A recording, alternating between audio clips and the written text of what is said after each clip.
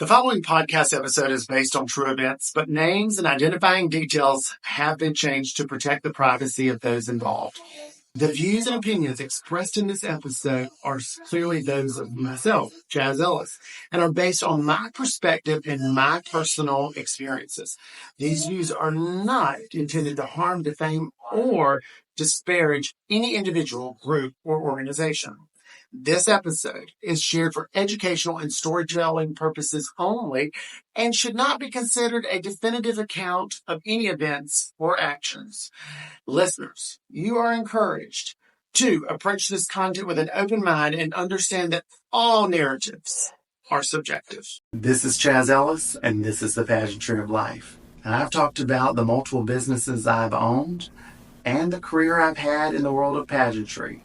But today, we're going to have a heart-to-heart about some of the lessons, hard lessons, that I learned being an entrepreneur. I've talked about building multiple businesses. And one of the businesses that I owned and operated kind of derived from a lifetime of working in the moving industry. My grandfather owned and operated Ellis Transfer and Storage in Florence, South Carolina. And along with, he was an entrepreneur, much like I consider myself, and he owned Ellis Sand and Gravel and Ellis Marine and was extremely successful. So I'm going to take you back to the first day of summer, 15 years old. Okay, this is going to be a head start of me becoming a business owner. So the first day of summer, phone rings. My grandfather said, "I'll be by to pick you up about 7:30, 7:45. I'm thinking, what in the world are we doing? It's the first day of summer. I didn't even get to sleep in. And so he picked me up and in his white Chevrolet. I go to the office to work, and I'm 15 years old. I work from 8 o'clock to 5 o'clock. They brought me lunch, and I got paid $100 for the week. That ain't a lot, but I think it taught me value. And it definitely was the building block of me understanding the business world and the success that my grandfather had and the success that he left to his two sons. So when I say that I drifted from the prairie land, that's what I kind of used as my terminology. After all that happened with my dad, I took a job with Allied Van Lines and quickly became the funny part is, as I like to say, is I bullshitted my way through that interview. There was 5 candidates. I was the youngest.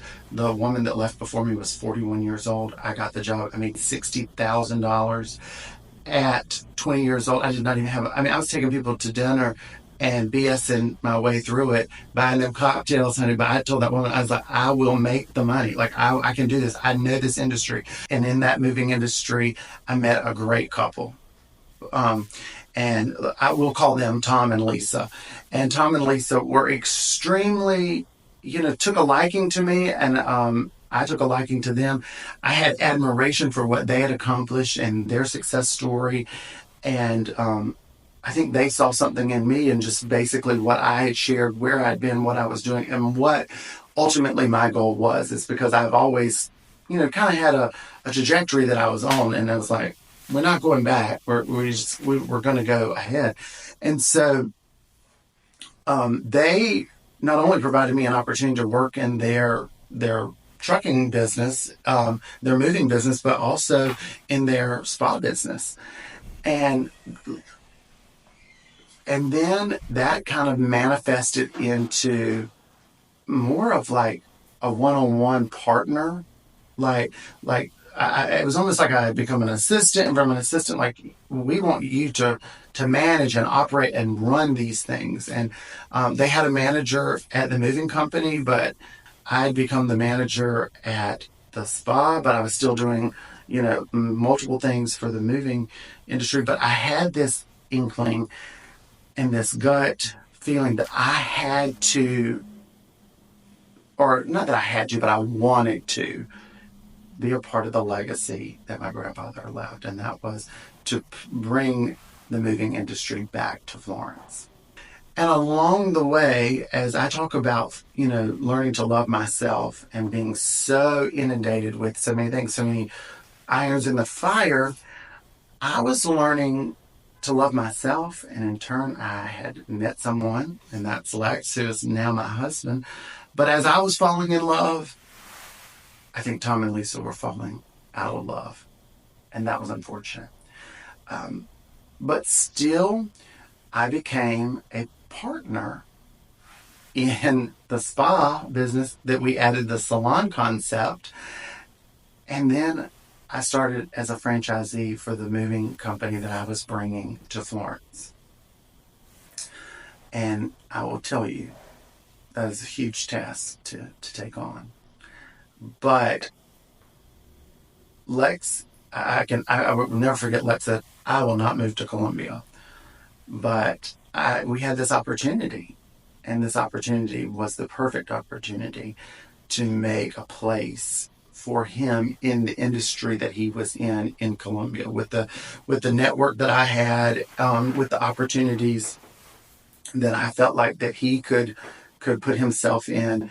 So Lex had been in the styling as a hairstylist for 10 years. And so he had been in Nashville and worked with the country music stars, and had gone to Charleston because he wanted to be close to the water. And then here I pop up, and I'm like, well, my life is in Colombia, but I can make a place for you. And that is what transpired. So, as I say, I'm falling in love while my business partners are falling out of love. And so it was extremely convoluted. Things were happening, multiple conversations. What's going to happen? Are they going to stay together? Are they going to divorce? If they divorce, how is it going to happen? And, I'd always believed that I would not choose a side. But that's really difficult to do. And I will tell you, I did choose a side. I chose Lisa's side. Because I felt like I was closer with her. I believed what she was telling me about what had transpired in their marriage, and what things were going on. And I did have some information that would benefit her long term, to be the sole proprietor of all of the businesses that they had. So we are now partners in the salon business, but we're also partners in the new moving business in Florence. And so life is great. For me, I would say life is great. Life was great for me and Lex. We bought a house. He was killing it in Columbia, South Carolina, doing hair. He was a true artist and a true craftsman when it comes to the world of hair, and we were building something very special within. So I went on my trip to New York over Christmas. I woke up and we had a great time. Spoke to my business partner every day, and it was the more time that went by, and the closer that we got to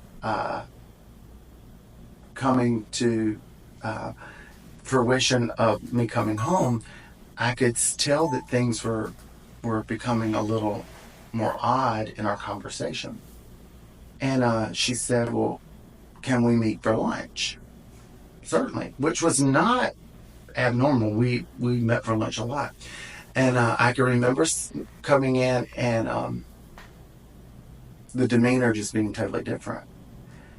And she said, I just have some things that have been shared with me that I just have some concerns about. I'm like, shoot it straight. And I will say, and I admitted to her that it had become, operating the businesses had become very tiresome and gruesome, because not only did I feel like I was operating the business, I felt like I was being a therapist, and I was constantly fixing problems. And so she just said, do you love the spa and salon business? And I'm like, I don't know that I love it, but now I feel like I'm fully invested because, the person I'm dating is there. And I said, but maybe we should revisit that. And I just take a concentration to the moving business that I, started and we're partners in, and do that. And she said, fine. And that night, this client of Lex's is sitting across from me, and I say, hey, what's going on? Well, she's like, I have an appointment. Can you see if I can change that appointment? And we have an app on our phone. And so I'm like, and it says it won't let me log in. So I call my assistant. Doesn't answer the phone. I call Lisa. Doesn't answer the phone. I text my assistant, and my assistant writes back, considering you no longer work at said place, I deleted your login. So I call Lisa. And she's like, I don't know what you're talking about. Give me 15 minutes and I'll call you. I'm putting my child to bed. And I'm like, something's not right here.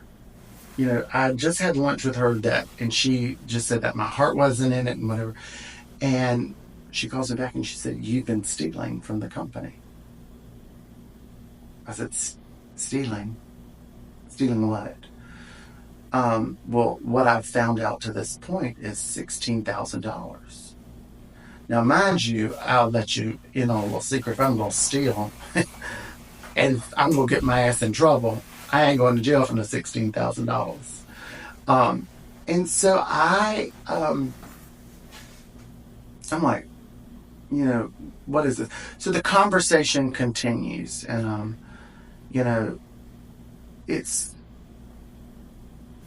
she had co-signed for my ownership that part of the spa and salon, but I made a substantial investment, but also I had to secure the loan for the amount. She was just a co-signer on it. Signed the paperwork, everything at the bank. And so I called the bank. The banker won't talk to me. And I'm like, so we're constantly having these conversations. Well, in the process of trying to disseminate what's going on, she has had my email and everything blocked from me. But as she's digging through it, and now she's got my assistant, who I think has been my friend, who I helped when he was recovering from drugs and everything. I'm like, I'm being fucking set up. Something does not feel right here. And I literally am like racking my brain. But in the midst of doing it, supposedly all the emails disappear. She will meet with me the following day to share with me where she sees the money missing. Now, I did do payroll, but she did all of the other bookwork. But she calls Lex and says, can I meet with you for lunch? Because she wanted Lex to stay. Lex was the new cash cow for the business. Lex says, I will meet you, but I will meet you with Chaz. She said, I would prefer him not come. He says, well, then you consider this my last day. And I won't be back. So I try to communicate. This goes on because I'm still a business owner in one business. I still work at another business, but we're talking about this one business that I own 33% of. And so I'm having conversations that have turned heated at times, have been vulgar at times, have been degrading at times, have been pleasant at times. It was weeks, and when I say weeks, 2 weeks of just back and forth, back and forth, back and forth. And I received a lawsuit. So I have already hired an attorney, and it said that I had sat with her, and she showed me on Excel spreadsheets that definitely could have been manufactured, that I had stolen $16,000 and some change from the business. Now, mind you, my assistant, who has no part to play in this, is sitting in this meeting. So I know that they're in cahoots together. So I grabbed my stuff and I said, I will call the bank. We will settle this up, and we will be done. This is where I messed up. I never held a copy. I signed the agreement. I signed the loan document. She had so much money in a bank here in Columbia, South Carolina, that that loan document, that purchase agreement was destroyed. So every dollar that I had invested, work equity wise, financially, was no more. I'm fired from the moving company that I worked for her, but yet I still owned the franchise that I was a part of. And on that same day, that franchise needed $15,000. Roughly around $300,000 I lose that day. But I'm told if you don't produce $15,000, we will say that you could not pay your percentage of that you own with the business partners. So, I mean, I'm against a rock and a hard place. And luckily, I was able to secure that with Lex's help to pay that. But that day, it was 2 weeks from January the 4th, 2 weeks later, everything that I'd worked for, everything that I'd invested, everything that I had done was simply gone. When you ask, so you may ask the question, how was it gone? I was not shown as an employee. I was not shown as an owner. I was not shown as any invested part of the salon and spa business. And the banker who said, I never had a copy of that, which I signed it in his office. So I knew that he had a copy of them. I knew, but this goes back to trust. But one of the key terms that I learned in this moving forward is trust and verify. So what I thought I was paying towards and being told, this is the amount of money, this is, instead of like paychecks, it would be, work equity, what I had put financially towards it was all gone. We ceased all communication per my attorney. She sent the assistant to sit in my driveway over a computer. A chair that she gave me, she sent the moving company to pick up. A rug that she gave me as a gift, she sent to be picked up. And a TV that she gave me. She then, this is where it gets really good. She had been manipulating the whole time. And, I'm a very truthful person. And the truth is that I knew things about her husband that helped her garner these things. But what I think she did, and this is how she operated, was she was going to do these little things to make sure that I was happy. She's a very successful woman. So what I learned is she was buying my lies, whatever she needed ultimately that was going to come forth that she needed me to do. I was in the courtroom the day that her divorce was final. But in true Chaz fashion, I might have been knocked down, but I'd be damned if I wasn't going to get up and fight. I was sent text messages of people from there. My husband, partner at the time, was called from random numbers being told that I was cheating on him. was sent pictures of me walking into hotels, and I am a part of the Miss South Carolina Scholarship Organization. We do business in hotels in this town. We have meetings, you know. It was constant. I was tortured. But what the interesting part was is that one day, her new business partner that she hired, that he said that he would have never hired a gay person.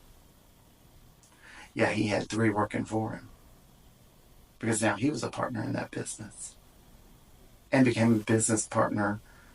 Everything she had that she had equity in and that were parts of mine, she allowed him to be a part of. So I lose my ass. I lose my reputation is beginning to be tarnished. I'm being told that I'm a thief. I don't have any money to fall back on. I'm in a new relationship. I've been in a house for 6 months. But the next day I found a place for Lex to go and do his claim. That was the first task. I felt like I was responsible for him because I had brought him into this world and I was responsible for his livelihood. And they were not going to make it easy. That was the first thing.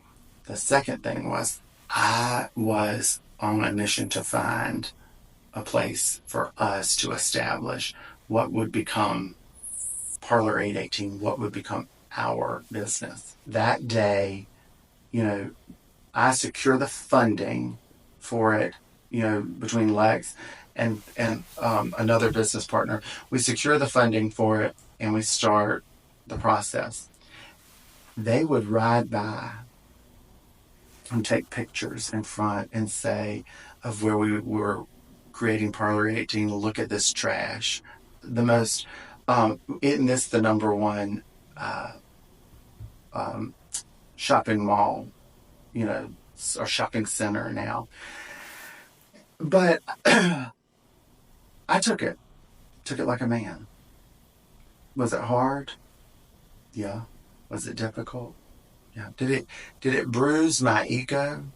Certainly. But remember, this wasn't the first time somebody had tried to take me down. But the first person I loved. This person I thought was respect. So it was game on, tit for tat. And I remember it was an afternoon. We're starting the process. I get a phone call from her business partner and says, "What can we do to just make this all go away?"